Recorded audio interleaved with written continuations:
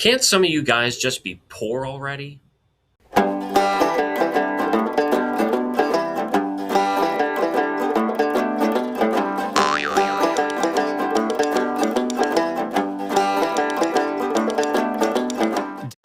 Perhaps one of the greatest assets that K-State Extension offers to farmers and ranchers around the state is the service provided by the Kansas Farm Management Association. Now, Kansas Farm Management Association helps farmers and ranchers take care of something that every farmer or rancher has to take care of at some point in the year, and that's taxes. But they don't just help you file your taxes or fill out your 1040 form or your Schedule F. Perhaps one of the greatest services that the Kansas Farm Management Association provides is helping farms determine the health financially of their enterprises and also help them position themselves financially for growth and prosperity in the future.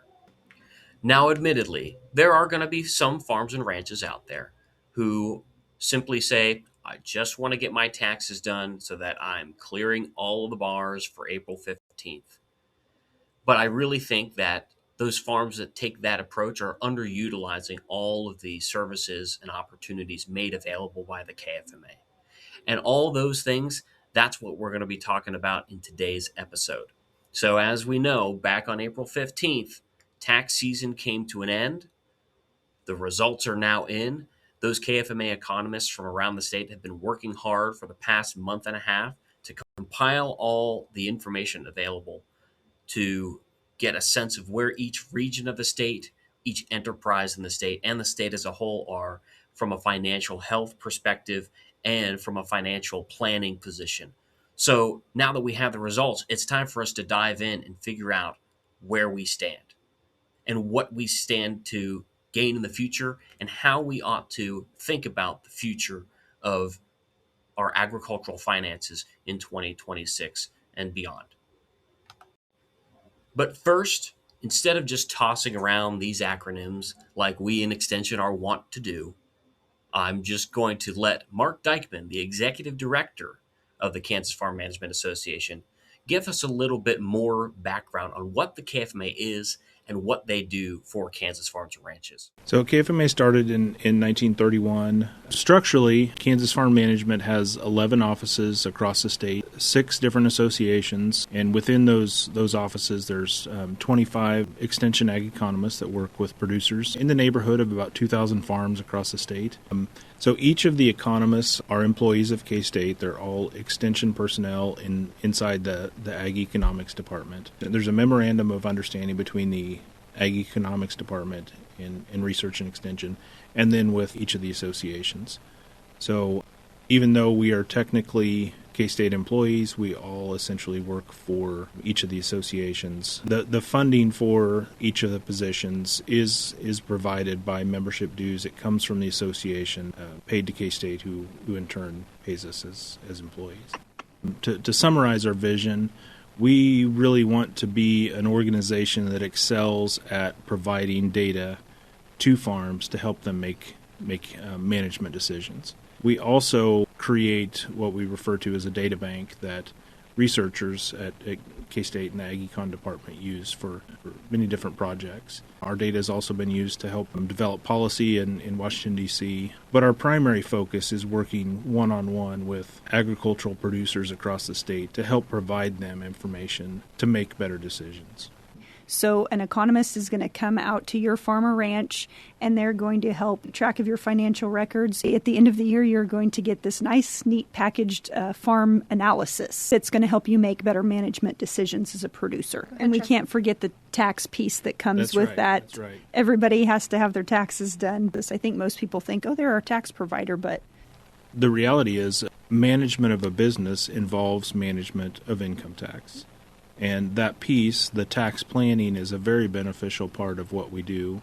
We meet with everybody in the fall to look at finances, or estimate what taxes will look like, project what might come till the end of the year, kind of target or maximize benefit to the farm. In addition to the tax planning in the fall, we work with a sister organization, Kansas Agricultural Tax Service, that does the final tax preparation for our members. So we are much more than a tax preparation service Although at times of the year, to be our primary focus, we do much more than that. So, like we just heard in that audio segment, KFMA is really doing the yeoman's work of making sure that our Kansas farms and ranches are at the top of their game financially. Now, at the end of tax season, like I mentioned, KFMA economists then use the next 4 to 6 weeks of that time compiling all of the data from all of their member farms, aggregating it, averaging it, performing various tests and analyses on it to get us a good picture of regional financial performance from the previous year. And that can be really important for us to think about as we make preparations for the upcoming year. The Kansas Farm Management Association in the north central part of the state, the region which I will now show to you up here on the screen, partners with the River Valley Extension District every year to hold one of their annual summary meetings where it will give KFMA members really a first look at the data that they've been able to compile and report for public purposes. So, really, they're going to see how their farm fits into the framework of the farm economy that's immediately surrounding them, and hear firsthand from the economists that they work with throughout the year on the state of things, on the farm financial situation, and looking forward to making plans for upcoming years. It also allows an opportunity for us in K-State Extension to have some overlap and crossover between the farm management offices and the local extension offices to kind of come together for a single event. We were able to hold that event for our KFMA members in the River Valley District on Tuesday, May 19th in Clay Center. Now, back when we had that event, those members that were present for that event were able to get that first look at the newly released information.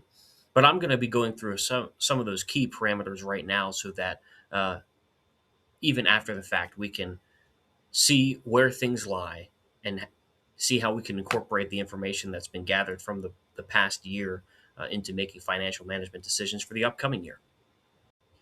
Anything that you could think to ask about farm financial performance indicators in north central Kansas can be found in this book here, titled The 2025 North Central Analysis Summary Book. Now, you can request hard copies of this either at your local KFMA office, of which there are 11 throughout the state. You can request them at your local extension office, of which there are 105 throughout the state, or you can go online to agmanager.info, and there are digital copies available online as well for your reviewing pleasure.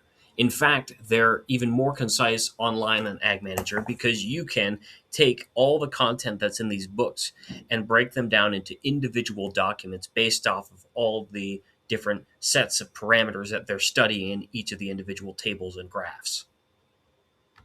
Suffice it to say, it's a pretty thorough and pretty comprehensive look at the agricultural economy in your local area right at your fingertips. So what I'm going to do now is I'm going to show you how you can access that KFMA analysis summary book online. So I'm starting out by opening my web browser, and I'm simply typing in agmanager.info. And that's going to take you to the digital repository for all things ag economics from Kansas State University. Now, you'll notice here at the top that there's this black dashboard. That's unique to me because I'm an administrator on the website. But for public-facing folks, what you're going to want to do is look at this purple bar and click the KFMA tab. And scrolling down here, what we'll find is that there are a lot of different options to choose from. If you want to get in contact with your economist, listen to some podcast episodes that they've produced, from which I've derived material for this particular episode. Look at the map of the associations and the counties, information about membership, research articles that have been produced. But what we're looking at here is going down here to these whole farm analyses. So as you can see, there are all these different options here. The one that's going to be most pertinent to our neck of the woods is by clicking on these association summaries. And when we pull up these association summaries, what we get is basically all of the content that appears in that analysis summary book broken out by all the different things that are being analyzed. So we'll take, for example, value of farm production. If we click on that, what we'll see is that we've got all this data available from 2025 that was just finished up a few weeks ago on representative farms from the North Central Kansas Association.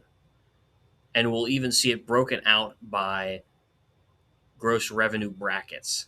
So as we can see here, with gross revenue less than 250,000, here are the averages of income and expenses for all these different enterprises. Or I should say, gross revenue in the sense of value of farm production, which is what we're measuring. And then for the next bracket, 250 to 500 for value of farm production. And it goes through all of these different things, assesses net farm income. You have financial ratios, which is very important. And then we have a balance sheet look at things as well. So all of these different data items can be found on this single report. And that report, if we go all the way to the bottom, it's only 6 pages long. Referring back to the analysis book, that one's 71 pages long. So if you're only interested in looking at value of farm production for North Central Kansas farms and using that to provide financial benchmarks for financial planning for your farm, then you only need this 6-page document. But like I mentioned, there's tons of different reports available here. And we have them available digitally for every year going back to 2004. We may have some that go even further back than that, not available digitally. And for some counties, there are even county level summaries. So, as you might guess, not every county is going to have enough farms as members to justify creating a report that is, one, securing the confidentiality of individual farm data, but also provide enough information to give us a representation of what we think is average for that particular county. What we do find is in the North Central Association, Clay County and Washington counties have individual county summaries. So we can look at the Clay County summary and see that there are 19 farms that are KFMA members in Clay County, and see total farm expense, net farm income. This is our income and expense analysis. Financial ratios, like we mentioned before. And then, of course, other indicators down here as well. Average acres, crop values, irrigated acres, livestock inventories, and all these different pieces of information that are valuable to look at. Now, obviously, this is averaged across the 19 farms that are represented in Clay County. The reason why, as I alluded to earlier, that Cloud County and Republic County do not have individual county summaries is because there's not enough KFMA members in those counties to both secure confidentiality and to build a large enough data set where we could infer that the data is representative of a farm in that county. So looking at Washington County again, we can see here income and expense analyses for all these different enterprises, giving us value of farm production down here. And then, of course, these are all of our expense categories as well. And these are interesting as well because unpaid family labor, unpaid operator labor, these are expenses that we incur that are not necessarily going to show up in your bank account. Depreciation won't either, but it'll come out on your accounting statements. But these likely won't even come up to your accounting statements either. Because if it's unpaid family labor, I mean, that's something where there is a value to that, but that's not really something that we really put on any of our accounting sheets, whether we're doing tax planning or financial management. But again, more information here at the county level. The next thing I want to take a look at is the North Central Association summary actual performance indicators and talk about the financial health of farms in North Central Kansas and what we can kind of look forward to in 2026. So, agricultural financial health gets a lot of press coverage, and sometimes it doesn't always get press coverage for the best reasons. Sometimes it's used to prop up political arguments or you make talking points about society and about our culture. But whenever we actually get into the data, what we find is that 2025 was a surprisingly good year for a lot of our Kansas farms and ranches. And some people might be wondering why that is. Well, haven't input prices been very high? And yes, historically speaking, they have been very high. Well, haven't commodity prices been relatively low? Yes, maybe. They've been steady, perhaps not low to the point of being unsalvageable, but not necessarily where we'd like them to be in 2025 either. But there are multiple stories going on at once to produce this kind of final result where we see that net farm income in our Kansas farms is actually better than we would have predicted at the beginning of that year. So I'm just going to go ahead and walk through some of the presentation that was provided by Kansas Farm Management Association on just where things stand right now at the end of the 2025 accounting year. So, where do things stand at the end of 2025? Well, what I mentioned just a minute ago was that there's multiple stories going on at once. So, at the same time, while input prices are higher than we'd like them to be, and commodity prices are perhaps lower than we'd want them to be, what actually happened was that for a lot of our cash crops, we had some strong yields in 2025. Furthermore, we also had numerous government payments that were administered to our Kansas farms and ranches. And perhaps one of the biggest uh, stories that's kind of been breaking things from bearish to bullish whenever it comes to the net farm income discussion has been historically high cattle prices. In other areas around the country, having a diversified farming enterprise where you have both crops and livestock might not be as common. But in Kansas, especially in this north central strip of the state, it's exceedingly common for a lot of our farms and ranches to have both crops and livestock enterprises on them. And really, what we find in the data is that those historically high cattle prices have been driving up our net farm income indicators. So here's kind of just a look at the whole association from across the state, a net farm income look at things. Looking down at the bottom, we see that accrual net farm income at over $212,000. I wish I was earning $212,000 a year, but I certainly was not. Now, of course, that's a joke. It's completely comparing apples and oranges in this scenario. But looking at all those different line items there, we can kind of see how things broke out. That value of livestock produced, less purchase feed, as the asterisk would indicate down at the bottom, was over $250,000 per farm. And that's a lot higher in proportion to the total value of farm production than in previous years. So we can even look at this broken out by association. So if we look here at where we are, North Central, here's the 5-year weighted average of $173,000. We had a little bit of a dip of $92,000 back in 2023, but we're all the way up here at $226,555 as the average net farm income for farms in North Central Kansas, that association on the map that I've shown earlier in the video.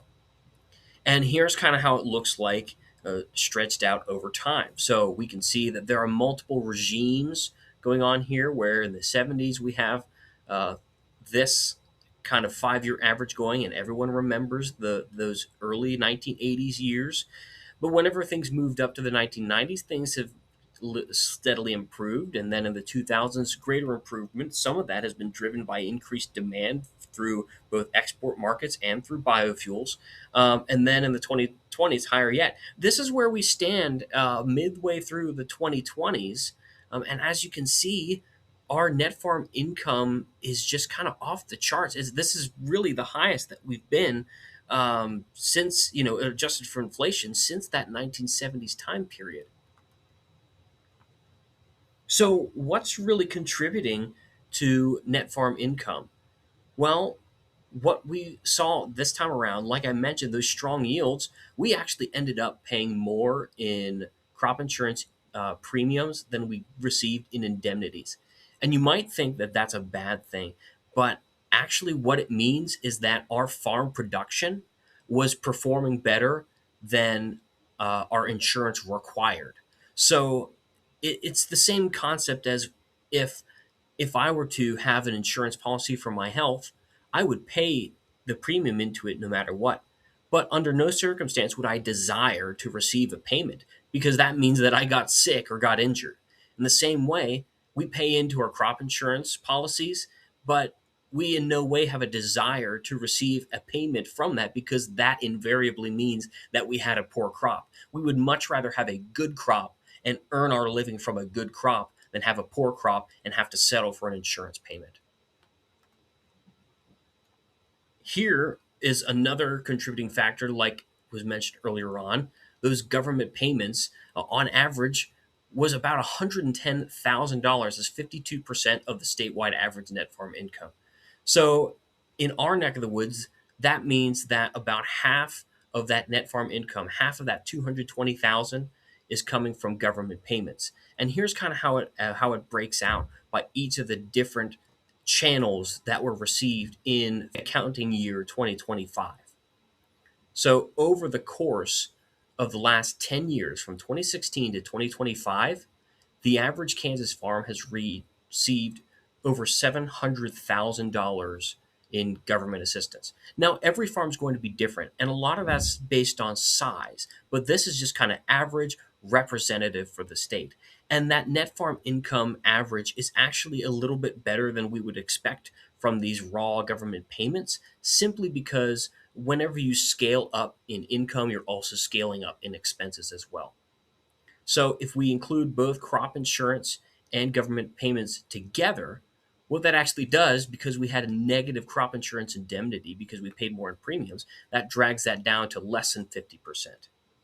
So at the bottom here, we see our net farm income would have been statewide average 107,000 without crop insurance or government payments. So this is how it breaks out by association. So if we look here at North Central, just next to Northeast, what we find is that North Central actually did the best in earning net farm income outside of our crop insurance and government payments. If we look over here to our friends in the Northwest, what we see is without government payments and crop insurance, their net farm income is in this $30,000 to $40,000 range. Our North Central farms, on the other hand, we're looking more in that $120,000 to $130,000 range.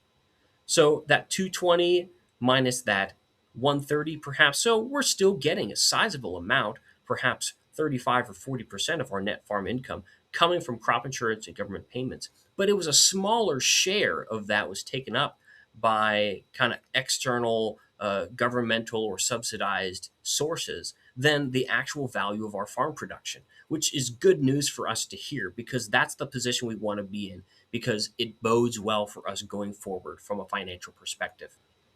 So, like I mentioned as well, one of the main influences of net farm income has been livestock production. So, the value of livestock production, if we subtract out feed that was purchased, increased by 33.3% over 2024 to this $250,000 figure. And one of the things that's interesting, and actually probably not to anyone's surprise because livestock revenue was such a driver of net farm income, was that the most profitable farms, that would be those in the top 25% of net farm income, showed value of livestock production produced of over $670,000. The bottom 25% for net farm income had an average of only 81,000. So if you had more cattle revenue, chances were you had higher net farm income. Probably not a surprise to anyone from 2025. And then, of course, this is kind of how it breaks out by our farm type. So if we look at net income per operator by farm type, what we see here is on all farms, we've got that $226,000 term. But looking down here, we can see if you had either almost an exclusively livestock operation or an integrated livestock crop operation, chances were you were sitting pretty in 2025 from a net farm income perspective. Hopefully, that provides you with a good snapshot of the kind of information that we can glean from these annual KFMA summary reports. Now, obviously, I didn't cover every single parameter that we can look at, focusing just on net farm income for the purposes of this episode. But for all that additional information, make sure you're visiting agmanager.info, reaching out to your KFMA economist, or just contacting your local extension office to find out more about all that information and how you can use it to better financially position your farm or ranch. The link to those resources I'm going to include in the video description, as well as a link to the slide deck. That's all we have for today's episode. I'm Luke Byers, and you've been listening to and/or watching Gab in the Cab. We'll see you next time.